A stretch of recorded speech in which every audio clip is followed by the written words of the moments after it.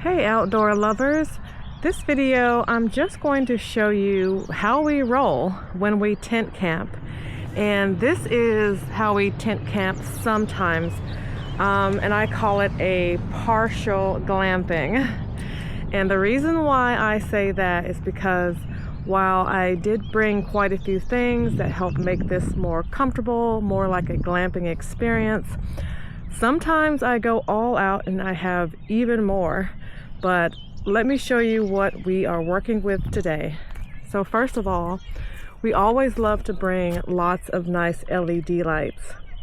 These particular bulbs here have a solar panel that connects to it, and you charge it that way. So whenever we're out and about during the day, we simply plug that up, leave it out, and let it do what it needs to do. Now, we also like to bring solar lights. And these are just cheap little solar lights that I got from, I don't know, I think Home Depot or something. We like to have lots of light around our perimeter when we're camping. And also, yes, it's a luxury. At least I consider it a luxury. Well, it's a necessity as well. I do have to stay connected while on the road. We have a Starlink Mini now. We used to have a big Starlink dish, but unfortunately that one died after just a year.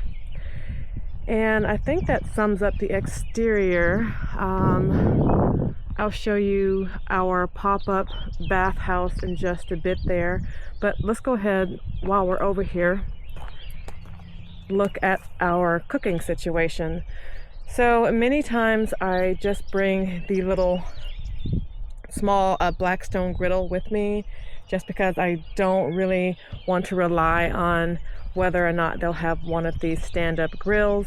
And even if they do, many times I just find it more convenient to just go ahead and bring the Blackstone. It's easy to clean, easy to cook with, it's not a big deal. Now, as far as washing our hands and our faces, things like that,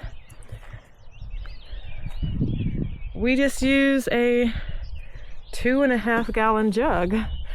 This functions beautifully as a sink. You know, you know how these work. I shouldn't have to show you, but just release that nozzle there and you have a nice steady drip to rinse dishes or rinse your hands, whatever you need. That being said, while I'm mentioning dishes, typically I don't bother with bringing real dishes. I don't want to spend all of my vacation time washing dishes and doing all of this cleanup. So we just use paper products, and I do try to recycle the paper at least. Also, I want to show you guys this little pop-up trash can that we have here. This is great. Of course, we do not put food items in here. That's a no-no. But just non-food trash that can go there until we take it to the big dump. And as far as how do we keep our food refrigerated?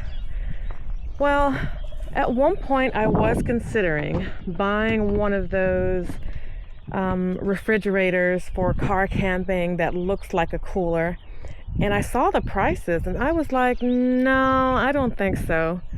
So we keep it very, very simple. We simply take a regular cooler, just like this, and I fill it with both dry ice and regular ice. So what I do is, and it works well, I've been doing this for years now, the very bottom layer, which I'm not going to rummage through all that, the very bottom layer is a block of dry ice. Then I have a sheet of cardboard, and then I have a bag of regular ice. And what I do is I don't break the bag open. I have found that if I simply leave the bag intact, it stays colder longer, the ice melts slower. I don't know why, but that's how it works. And so anyway, this works wonderful to keep our food refrigerated. And I tell you what, if we want to keep an item frozen, I simply omit the regular ice and put the item directly on top of the dry ice, and it stays completely frozen. And the dry ice was, I usually use about $15 worth of dry ice for the entire trip. And of course a bag of ice is what, a couple of bucks. So yeah, that works for us. No complaints with that. I'll go ahead and show the bathroom setup that we have here. We have just a little pop-up bathroom tent. It was, I think, less than $30 on Amazon. We put a rug under there just to make it a little bit more comfortable. And this really does pop up in like less than 5 seconds. And inside, we've got the little collapsible camp toilet there. And that thing is great because when you don't need it, it really does fold up and fits in a little bag, and it's great. And of course, you simply put the bags, you know, inside the container there. It's got a nice little seat for you to sit on. And I'm sure y'all already know this, but we just have the biodegradable bags that line the can. And also what we do is we have, they're called poo gel, which is kind of a funny name, but these are great. So if you have to urinate, you simply pour 1 or 2 of these inside of the bag. And when you do your business, it solidifies it into a gel so that you can, you know, not have to deal with a liquid mess. So that's fantastic there. And of course we have just some cleaning towelettes. This tent is cool because it has a side here where you can put your toilet paper. This also does double as our shower. So when we shower, we simply just take that out. And the shower situation is phenomenal. What we have here is this little pump. We simply drop the pump in that collapsible 5-gallon bucket of water. And this is great because, again, when you don't need it, it doesn't take up a lot of space in your home, your garage, whatever. And it pops up nicely so you can fill it with water. And it does hold the water. Initially, I was afraid that it was going to be too flimsy and the water would spill out. That has yet to happen. So anyway, again, you drop the little pump in there. And then you've got this nice handheld shower head here. And honestly, guys, the water pressure is really good. I wasn't expecting a whole lot with this thing. I really wasn't. But I was pleasantly surprised that the water pressure is great. It feels just like taking a shower at home. Now, to keep the pump working, you have this little battery pack here. And this is where you plug in the charger. And it does take a USB charge connection. And it's really, really easy. But I can say, and it does come with 2 of these batteries. But one battery has lasted for, this is probably the 10th camping trip. And it still has yet to go dead. So I haven't even needed to use my second battery or recharge this one. Now the battery cannot go in the water, so just make sure that while the pump can go in the water and has to go in the water, the battery I usually try to hoist up here just so that doesn't get wet. And you might be asking, well, where are you getting this hot water from for a nice hot camp shower? Well, I'm going to show you. It's very, very easy. We use these little camp shower bags, and these are 5 gallons each. All you have to do is fill it up with water, set it out in the sun, and the sun takes care of the rest. And when I tell you, you set it out in the morning before you go on with your day, with your hiking, whatever you're gonna do, when you come back, this water is nice and hot. And it warms up well even when the sun isn't really, you know, as good as it could be. So even in partial cloudy skies, you're still going to get enough solar coming through. At least that's been my experience, where the water heats up quite well. So with this, we have 10 gallons of hot water anytime we want it. And we simply take that nice hot water, dump it in the bucket there, and boom, we got us a nice hot shower anytime we want it. Guys, if you want to see about this tent itself, obviously to go glamping you need a tent. I did do a totally separate video about that where I review the tent, I talk about its specs and all of that. So I'm not discussing all of that in this video, but I will put a link to that video below. All right, let's move on to the next subject. We've covered how we eat and we've covered some of the lighting. How do we power everything? So we have a series of power boxes. I'll show you those in just a bit. And I have 2 of these 100-watt solar panels that I'll bring with me. They are fantastic. They're not too heavy. I've had them for years now and they're still working great. And they have all the necessary connections here that you need to power your power boxes. Now, I do also RV camp sometimes, and when I RV camp, it also has everything necessary to, of course, charge our batteries in the rig. I'm going to go ahead and show you guys inside now and let you see what's going on. All right, so we do have the tent broken up or divided into 2 sections right now. This is my side. My mom's taking the other side. But as far as what we bring, again, going back to lighting, we have these little solar bulbs once again.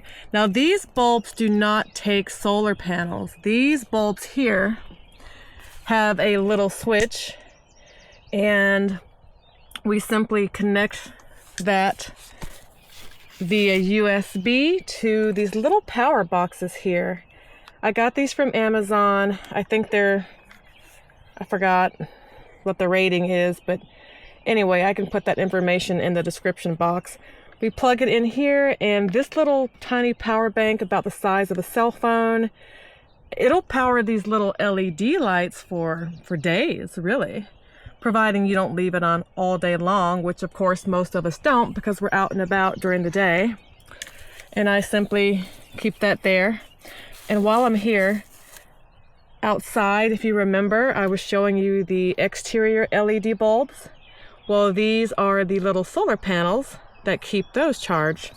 Matter of fact, let me go ahead and take these out now so I can charge these before I leave today. And we just have a few of these bulbs throughout the tent here. And power, okay, here we go. So this power box here is the Gracell T1000 1000 watt power box. And this is the one that we use to keep our Starlink Mini powered up. And this thing is way more power than we'll ever need with the Starlink Mini. This also powered our much larger Starlink dish very well also with no problems. So we've been running this thing for about 2 days now for probably 3 to 4 hours a day. And as you can see, we still, well, hopefully you can see, we still have 91% capacity left. So we'll never need to charge this during this camping trip, which is just about a week long.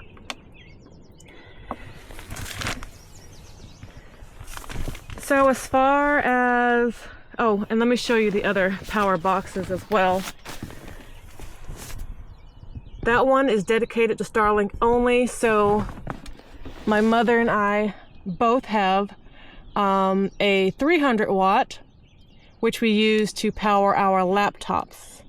I have to be able to work on the laptop. You know, it's important for me, so this is for the laptop. It's more than enough power for it. And this much smaller one, this is Flash Fish. Again, all this stuff is from Amazon, guys. This one's only, I think, like 150 watt. And this one is just used to power my cell phone and my smartwatch. We did not need this trip because it's really been pretty cold, but I'm gonna go ahead and show you anyway. This is a battery powered fan, and it works really, really well. In the summer, you're definitely going to want this if you don't have AC. Remember I told you sometimes I camp differently where it's full-blown glamping? Well, when I do that, yes, I do bring an air conditioner. So I don't need this, but without the AC, when the weather's warm, yes, you're definitely going to want something like this. And what's cool is it also doubles as a light. So if you need a little extra reading light while you're in bed, there you go.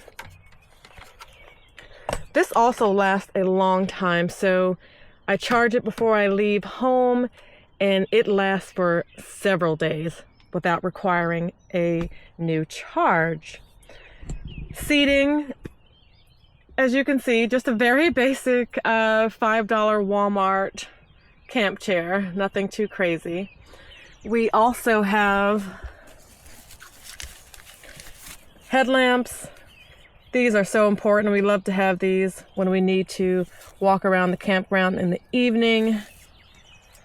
Let's go to our sleeping accommodations. Here we go. We have a cot. I used to do the air mattresses, and I got so sick and tired of waking up and the mattress has deflated and you're laying on the ground. So with this, it's fantastic. I don't have to worry about that. And this folds up nice and compact and goes into a storage bag, similar to how these little cheap camp chairs are packaged. So it's easy to carry around. It's not that heavy. And also I love the fact that it comes with this little like built-in nightstand. And that's exactly how I use it at night. I just put my necessities there, and it's easy to access. And as far as how comfortable this is, well, the cot comes with this cheap, flimsy little mattress. They call it a mattress. That's being very generous. It's like a little duvet, honestly. It's so thin. It's not a mattress. The first night I slept on that, thinking it was going to be sufficient. And let me tell you, it was the most miserable night of sleep that I ever had in my life. It was awful. So guys, if you get one of these cheap little cots from Amazon, I don't care how much the description says that it's soft, it's plush. It's not. So you'll need to get an additional mattress, which is what I did. I got this mattress here from Amazon, and this one is 3-inch. They have a 4-inch as well, but I decided to go with the 3-inch because it was about $50. The 4-inch was about $100, and I didn't want to pay double for such a minimal upgrade. And I tell you, by putting this on top of the cot here, it's a comfortable night's sleep. It really is. Both myself and my mother, who's in her 70s, we slept very well, very comfortable, no problems at all. And as an added bonus, some of these little cots come with this little pillow. And at first, when I saw how small it was, I really didn't expect a whole lot. But honestly, it does a good job. It's very supportive, and it's a great addition. So when you're looking, make sure you find one that has the little pillow, because some of them did not. And just the basic sleeping bag. You know, very, very simple basic sleeping bag on that to keep us nice and warm at night. So, what haven't we covered? We talked about lights, we talked about our power source, and, oh, well, the rug here. That's something I never ever want to compromise on. I always want to have a nice rug. It feels so good on the feet when you get out in the morning, step out of bed, and you can just, you know, set your feet down on a nice, soft, warm rug. And this wasn't expensive at all. I'm telling you guys, a lot of this stuff I just got from Amazon. Nothing was very expensive. And let's see, I think I showed you guys everything, really. So with that being the case, well, we have our exterior chairs as well that we use when we want to just relax outside or sit by the fire. And yeah, there you have it, guys. Oh, well, for entertainment, I think I mentioned it already, but we simply use our laptops. Once we are done with whatever work we have to do, we simply use it to, watch YouTube or whatever. So that's how we roll when we tent camp. And I hope this gave you a good idea of some things you can do to have a soft glamping experience without, if you don't want to go too far with microwaves and refrigerators and everything else, but you don't want to bare bones it either. All right, if you have any questions about my setup, go ahead and leave them below and I'll do my best to answer. Y'all have a beautiful day. Happy camping. I did not include any links to the items I showed this time around. Many times with Amazon, certain sellers stop selling certain items, so many of the links are invalid. I did try to give you all the names of the products, however, so you should be able to find them with a simple search.